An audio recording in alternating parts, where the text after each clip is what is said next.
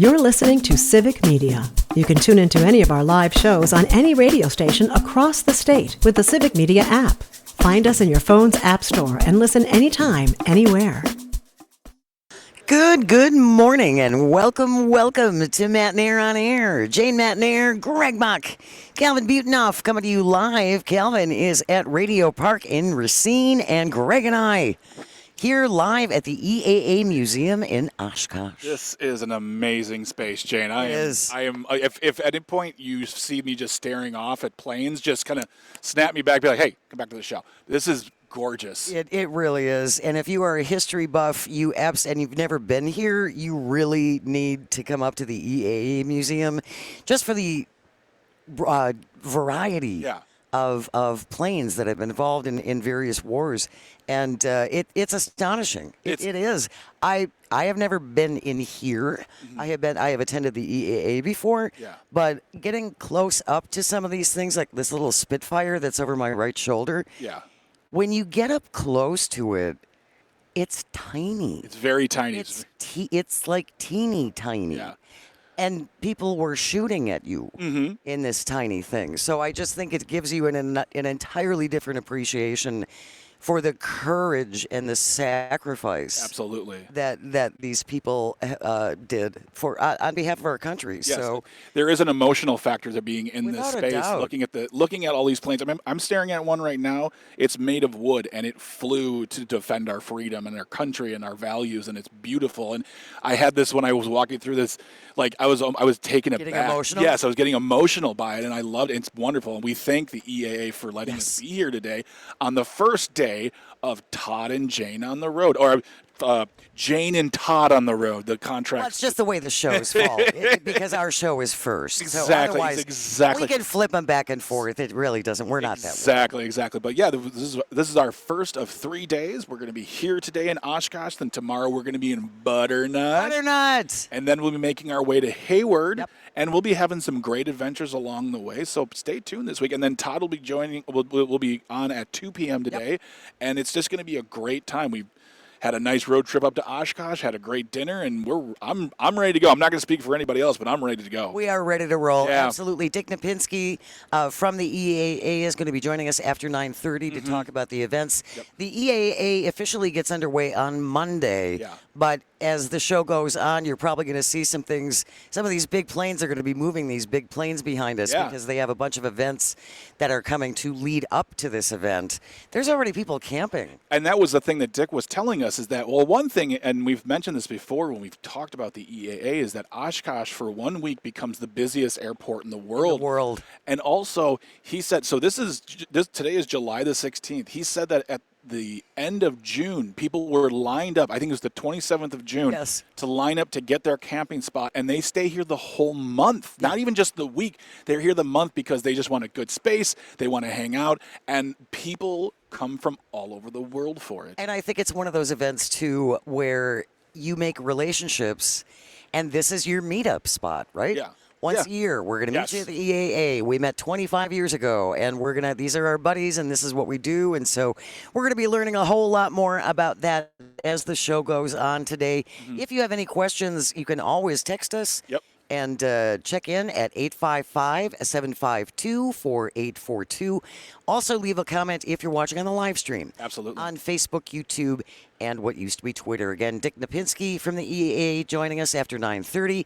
Hal Bryan also is going to give us some of the history of this event and why it is so important and what it does for the city of Oshkosh. Yes, it is it's a huge revenue generator for the city. And and like we said before, people are here for a month at a time to visit and to be here, and they go to the restaurants, they go to the other attractions and things like that. And Tony on the live stream says, I can't believe Civic Media built you a hangar. It's really the best. They did. It was amazing. Luke Mick Mathers is off in the corner. I just want to say, Luke, thank you for the funding of this beautiful space, the new Matt Nair on Air office and studios. Yeah. Todd, if you want to use it, please give us a month notice. We'll let you know.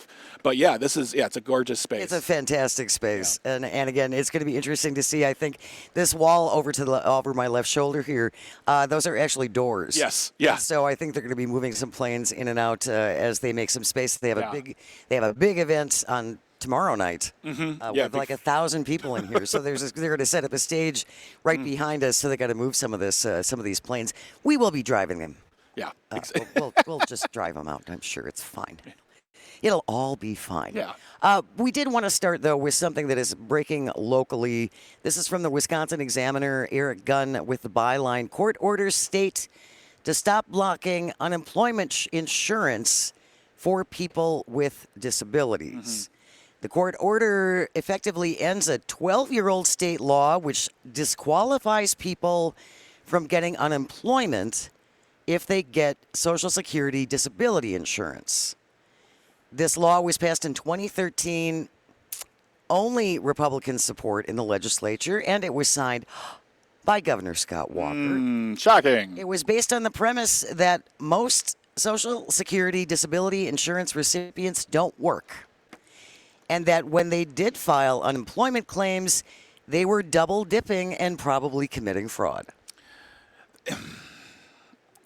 Victor Forberger, who has legal practice almost exclusively focused on unemployment insurance, says that impression is completely false. Many people with disabilities who qualify for SSDI are still able to do some kinds of work, and they often want and need to. Yes, and this goes back to, this actually kind of ties in with the Medicaid discussion we've been having for quite a few weeks now, where they're trying to paint those who get Medicaid with a broad brush as being lazy, shiftless, layabouts, playing video games, doing nothing, when that is in fact the opposite. We can talk about the matter of fraud or abuse and things like that, but when we're talking about just a broad generalization, it is absolutely inaccurate. And we did a little bit of research, and with regard to, quote, double dipping, right? It said the monthly SSDI payment is $1,538. That's about $18,000 a year. That's not a lot. And the weekly, the maximum unemployment benefit that's paid in Wisconsin is $370 a week. So that's about $1,400. So you're looking at, if you were to get the maximum every week plus the maximum SSDI, you're coming away with about $30,000 a year. More than that, probably $35,000 a year. And that's if you're getting maximum on both. And that's the maximum, which most people don't. If you're getting the maximum unemployment and the average SSDI. And when you think about today's day and age, that for a person to live and survive, if that's the only means, if they can't work, that's still not, that doesn't guarantee you a quality of life. No. Maximum SSDI payments is just about the poverty line. So if you add unemployment, it's not like they're getting high on the hog here. Nobody's buying Mercedes. Yeah, and also this is a matter of people do want to work. If they can work, they will work. But if they can't, they need a way to, and they pay into this too.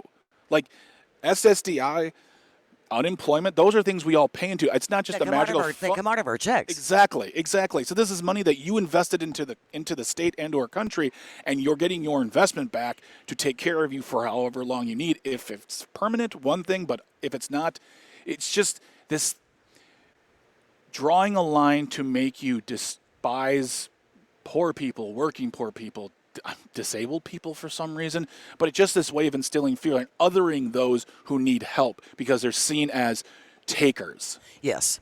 And I also don't understand, they have this great way of saying, it was Bob Kennedy Jr. said this the other day, people who are on disability or on Social Security spend on average 6.1 hours watching television.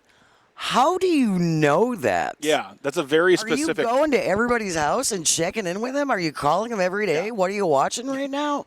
How do you quantify that for me? Well, and I mean, then do you have the average time spent watching TV by those who just have a full-time job? Because I know people who watch television from 4 to 5 hours a night when they get home. So it just seems like a very specific statistic. And I'm sorry, but I just, based on his performance so far in the job, I really don't believe any statistics he's bringing to the table, honestly. Well, and Robert Kennedy Jr. just fired 2 of his top deputies. What have they been in there? They've been 4 months. Yeah. Yeah. Of course, compared to the first Trump administration, Yeah. some of these people are actually sticking around quite long. I mean, yeah, it is. I mean, that it is records being held by certain people, but we'll see where we're at by the end of the year with all the other stuff going on. Epstein file. We won't get into that though. Yeah, but back to the notion of it was. I remember when Scott Walker pushed this narrative back in the early 2010s of this double dipping epidemic. Right. And everyone was saying, like, look, no one's getting $100,000. And PJ on the live stream points out SSDI is paid by the federal government, unemployment's paid by the business owner, and it's not like you're taking money from it's just trying to make it seem like they're takers, and they're not. They're just trying to get what they've earned. Well, and I think they're trying to divert from the real takers. Mm-hmm. Yes. I do. Yeah. Let's talk double dipping. Let's talk about all the members of Congress who are trading stocks on information that they've gotten, that's something that the Trump administration is going to do in the next 2 days. Mm-hmm. Let's follow that double dipping. Well, let's look into that a little bit. I mean, and it's also the notion of looking at when we talk about fraud and abuse, the major funds usually come from business fraud. Yes. I mean, individuals Hello, Rick Scott. can definitely do a number, and there's a huge amount of fraud in the social safety nets. That's without argument. But we always put it on the individual. We always place the blame on the people, so we can fear them, other them, and have something to fight. To scapegoat. Exactly. Something to scapegoat. While never looking at the businesses and the organizations that are doing it with impunity, as well as almost the endorsement of the federal government itself. Christine from Slinger texting in, listening on WAUK. People forget that people who get these benefits spend the money, putting it right back into the economy. Yeah. And Tiffany from River Falls, listening on WLAK in Amory. And that's before taxes come out. I've received max unemployment payment years ago, and it didn't even pay my rent while I was job searching. Yep. And that, yes. These, if you quote unquote I'm not even going to call it double dipping. I'm not using their lingo to attack others. If you get a revenue stream from two separate insurance payments, whether it's with SSDI and work for unemployment, the max total you can get is not going to really cover a luxurious lifestyle. Exactly. Yeah, exactly. There is this idea, again, that people who are receiving benefits are again, all driving Mercedes and getting a Lexus and another yacht. Oh, wait, no, that's Jeff Bezos. Oh. Those guys. Yeah. I was confused. When we return, our administration is all about catching waste, fraud, and abuse. We don't want to be wasting money. That's a terrible, terrible thing. Let me guess. Oh, we're wasting a whole bunch of money. And we'll explain it on the other side. Stay with us. You are listening to Matt Nair on Air on the Civic Media Radio Network, live from Oshkosh. Stay with us. You're listening to Civic Media. Stay up to date on the latest news and information for your local community and Wisconsin by signing up for our free email newsletter. Visit civicmedia.us/email to get started. Good morning. Welcome to Matt Nair on Air. Jane Matt Nair, Greg Bach, Sweet Cal B back at the studio at Radio Park in Racine. We are live on location at the EAA Museum here in beautiful Oshkosh. Jane Matt Nair, Greg Bach, Todd Alba also going to be doing his show here live starting at 2 o'clock today. If you're in the Oshkosh area, we would love to meet you. Mm-hmm. Absolutely. The building is open. The museum is open.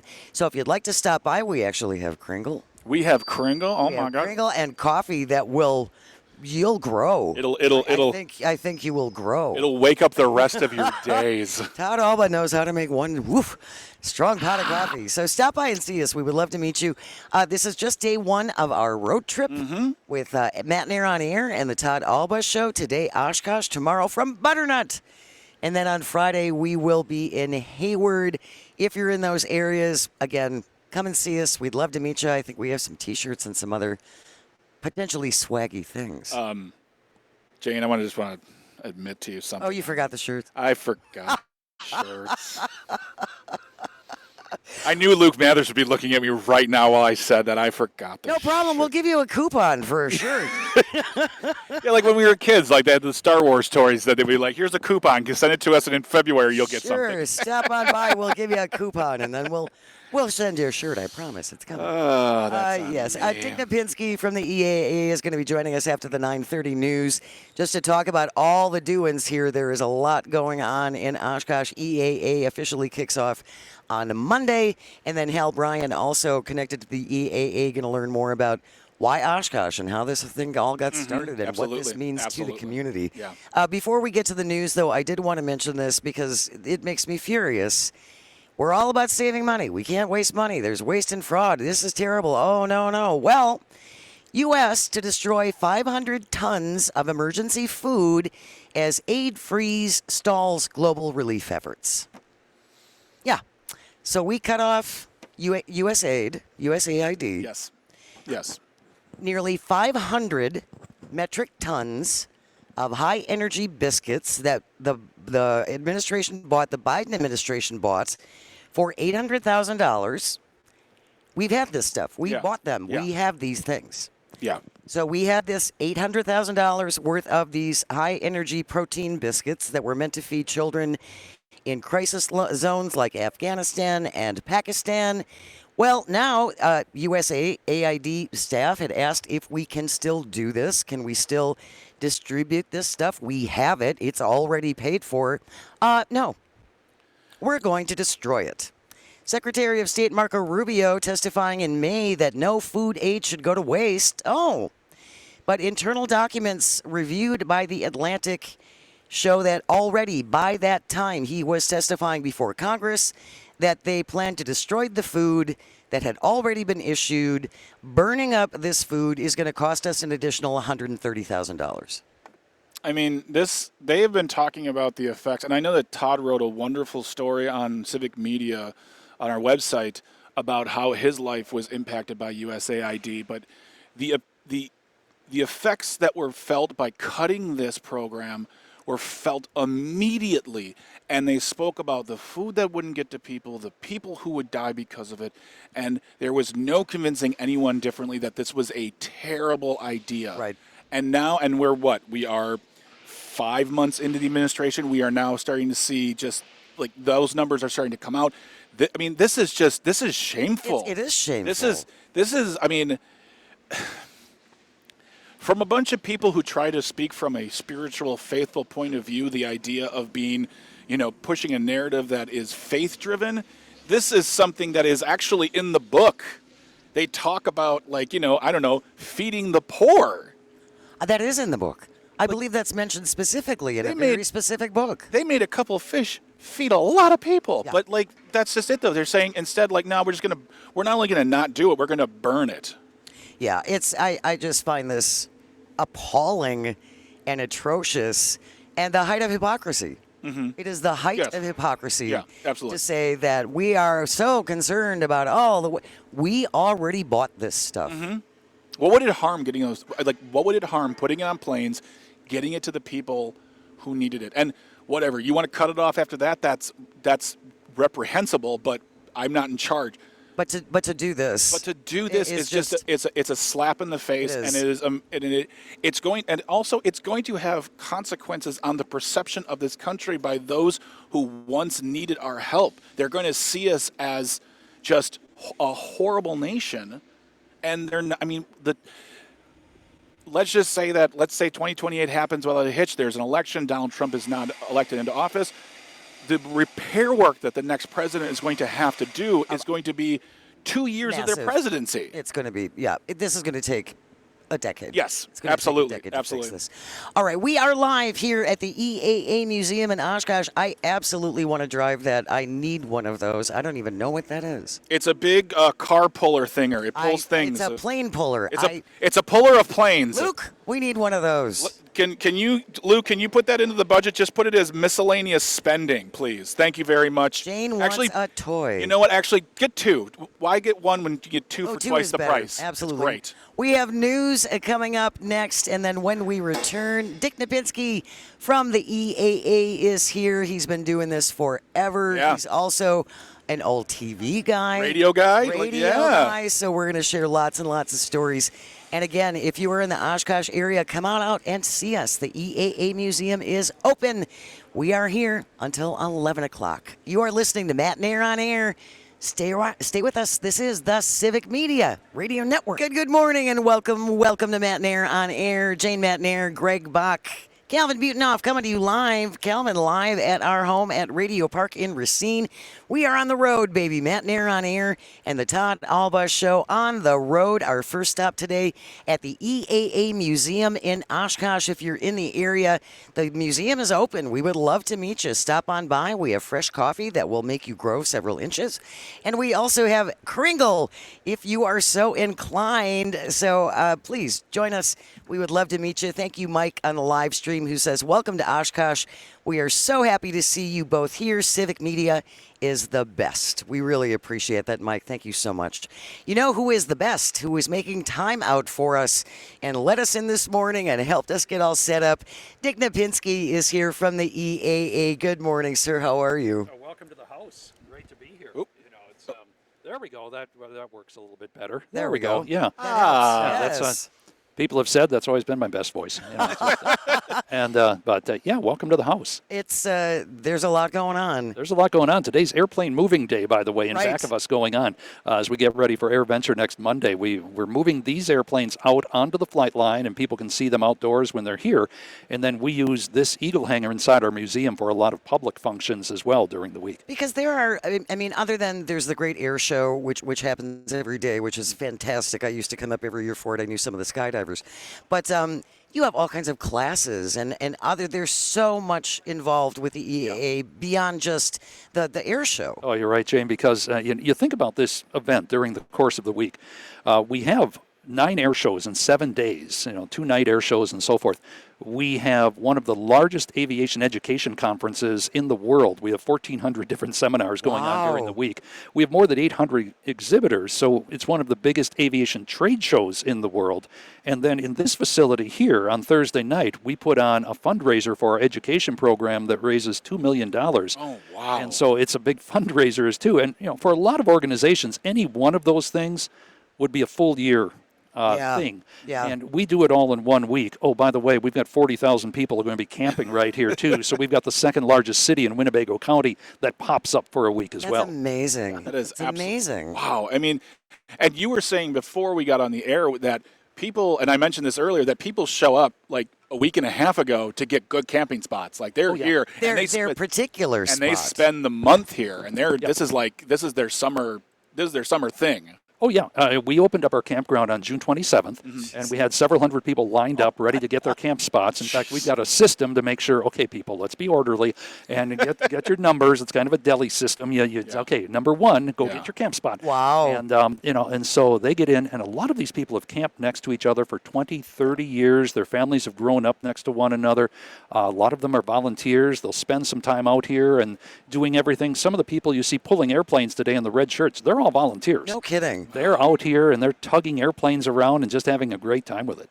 And we talked about this before we even got on the air, just about the history and the relationships. And at the hotel, we were at the Marriott last night in downtown Oshkosh, and I heard 2 guys speak, and I couldn't even understand. They were foreign, but it's like, I know why you're here. Yeah. I know you're here for the EAA. I'm sure you're here for the EAA. I mean, and walking into this room alone, and we've got a shot of it right now on the live stream, and now that some of the planes are gone, but in front of us right now are just these beautiful planes that have fought wars, and next to us we have a Huey that fought. I believe you said 3 tours in Vietnam. 3 tours in Vietnam. So the history is just it's almost overwhelming, and there's just such beautiful artwork on the wall showing exactly where these planes fought and the things they did for this country. It's just this room alone is perfect and wonderful. I can't even, the rest of the campus is excellent. And I love the component of the education. And I know that when I was listening last year, I believe you were on as well, you talk about the educational programs you have for kids. Yeah, we do. It all starts off with our Young Eagles program. Our members throughout the country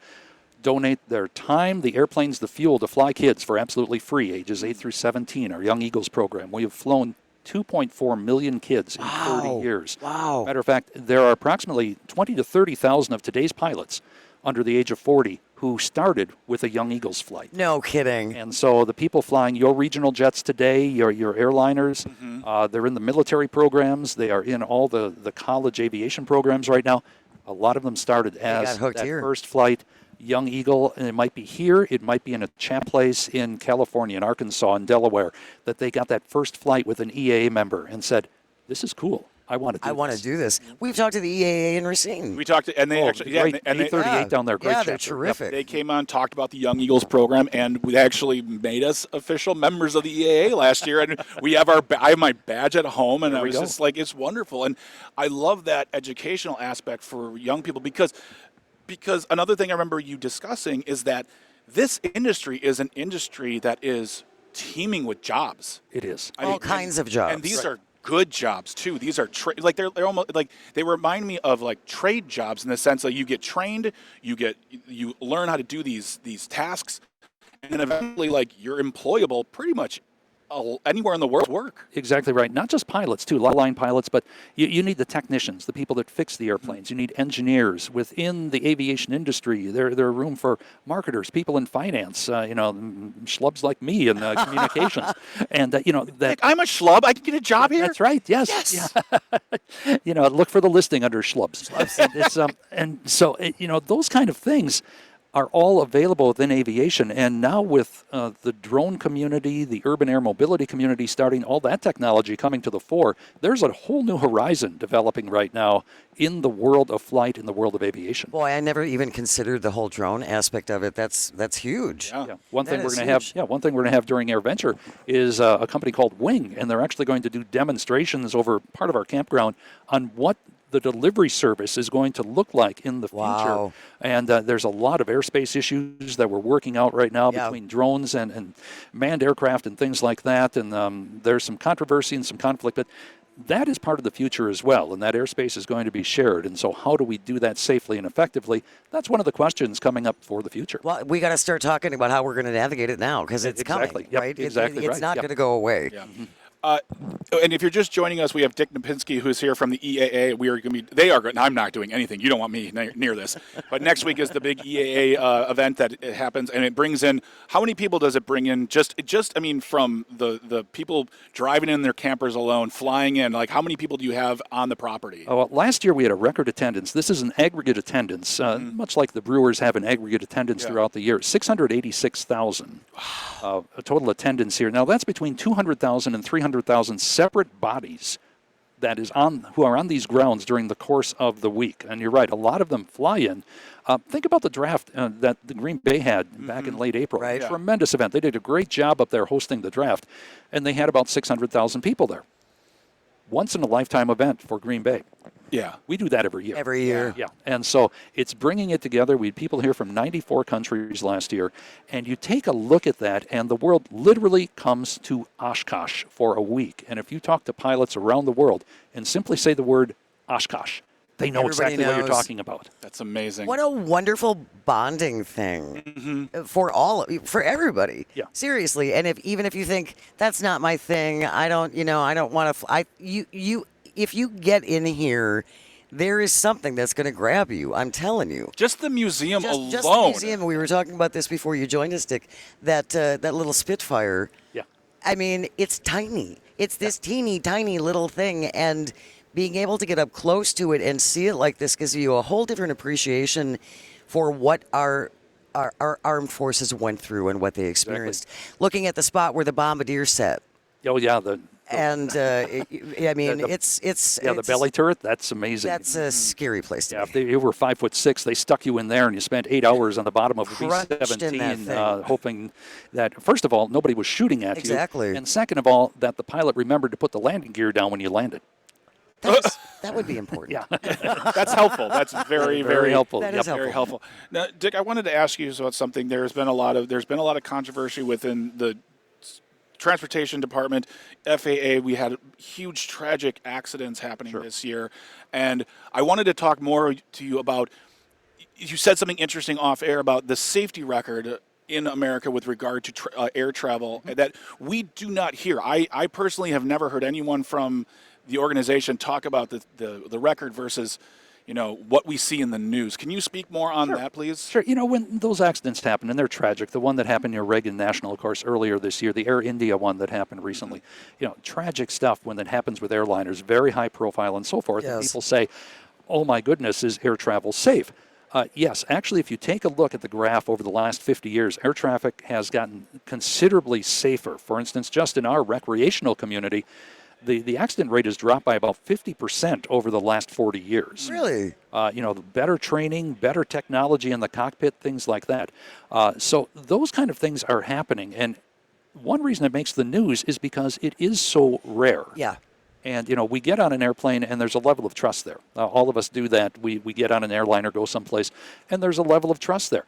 And when something like that happens, you go, oh boy, I'm not in control of that. What is going on there?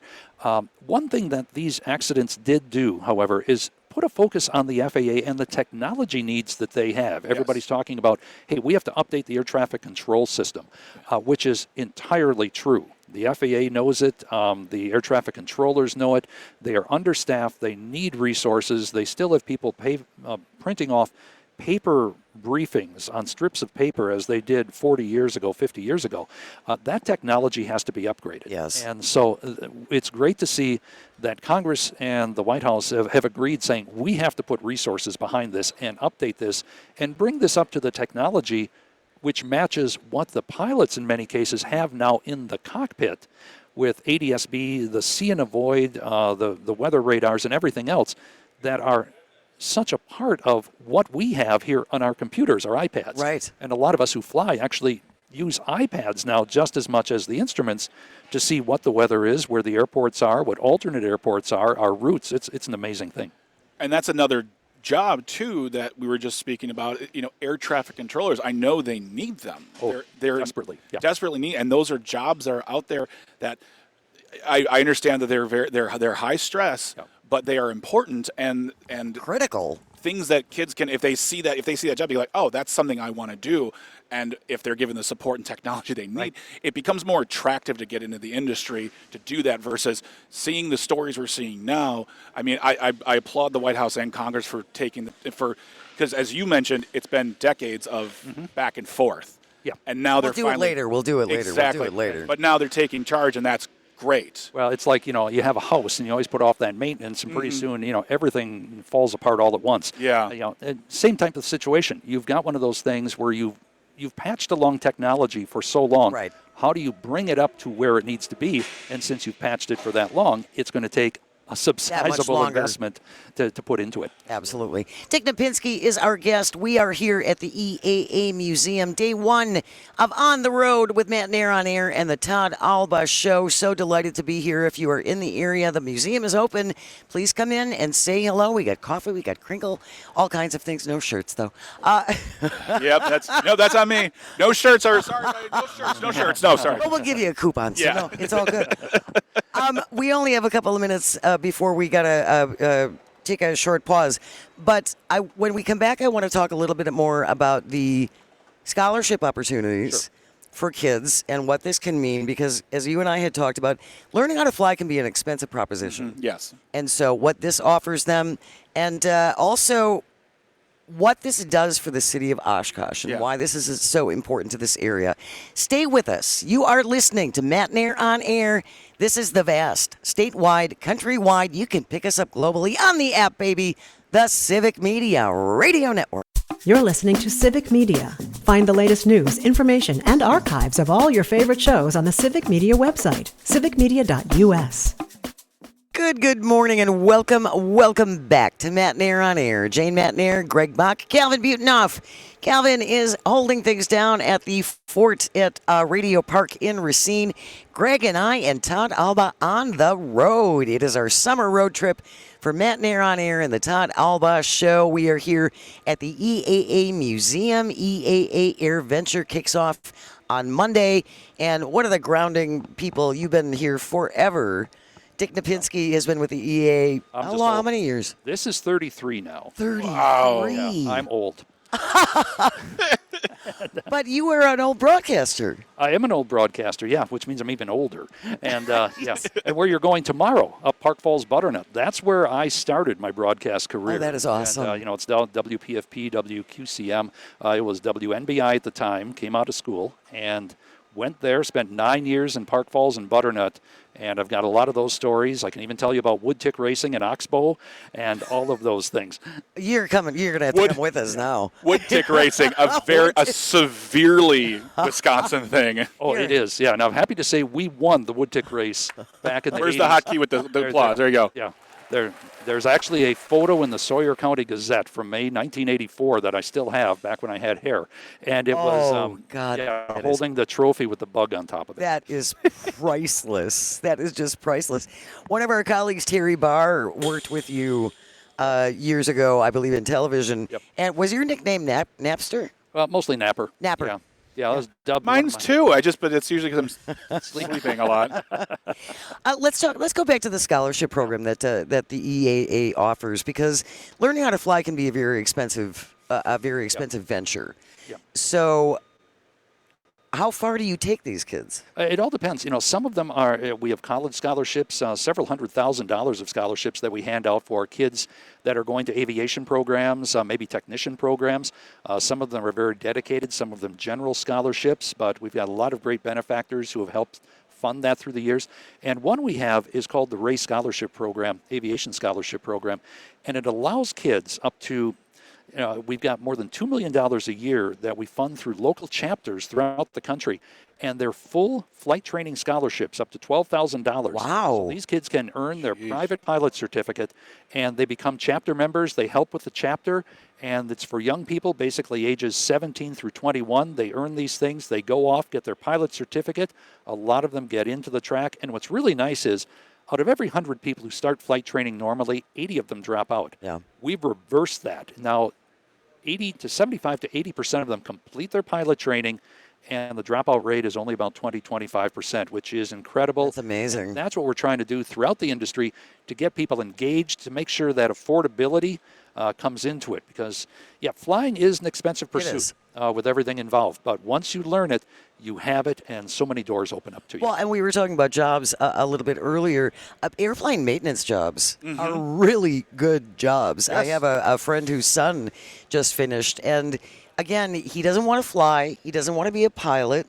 That's not his thing. Maybe, the math was the math, because there's a lot of math involved in being a pilot.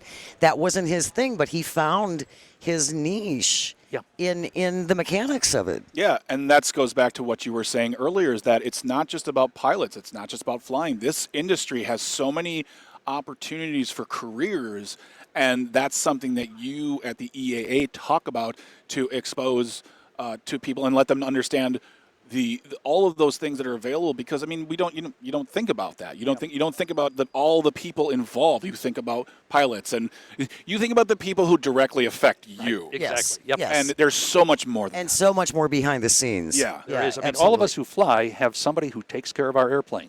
Most of us are can do some of the simple stuff, but they have somebody who, you have to have your airplane inspected every year or every 100 hours, whichever comes first. And there are people that have to sign off and do that. And a lot of those people are getting to retirement age. And so there is a whole backfill situation here for young people to get involved, and we can help them with scholarships and help them direct them toward that career path. It's a great. Come and check it out. Yeah. Absolutely. And the other thing I wanted to just mention real quickly in the time that we have left, Dick, is people who are afraid to fly. Yeah. There are programs for people to take advantage of, aren't there? There are programs, and there are reasons. Why are they afraid to fly? Is it something that they're not in control? Is it something that the weather, you get a little bit of a bump sometime. You're flying along and things might bump. And so you have to have those kind of things. And so we'll work with people. A lot of the aviation organizations will have that, the fearful flyer type situation. Right. Or the pinch hitter course. Let's say your spouse is a pilot and you ride along. Well, what happens if something happens to him or her? Can you land the airplane? We have courses, and other organizations have courses that say, okay, we can do basics. We teach you how to operate the airplane. Yeah. And so what is the fear, first of all? What's that individual fear? What can we do? And sometimes it is getting people to take that first lesson with a flight instructor to understand how it all works. It's not a magic box that propels Right. itself into the air. Right. And and some people think, and people often ask me, how do airplanes fly? What makes them fly? So that's easy, money. And, but it's, but actually, it is. It's a machine like any other machine, like a car, lawnmower, motorcycle, powerboat. It's learning to understand how it operates, and once you do, then it all comes together. Yeah, that makes perfect sense, though. This is, aerodynamics play a role, and shear, and all these things. And so, yeah, I can see once it is explained with logic. Yeah. It's not just a magical box that all of a sudden we don't know how it works. We just get it and we start it up and we drive and it goes. I trust the 3 people in the front to just press the right buttons, and I'll be in Cleveland. It'll be fine. And so do I when I fly commercial. Yeah.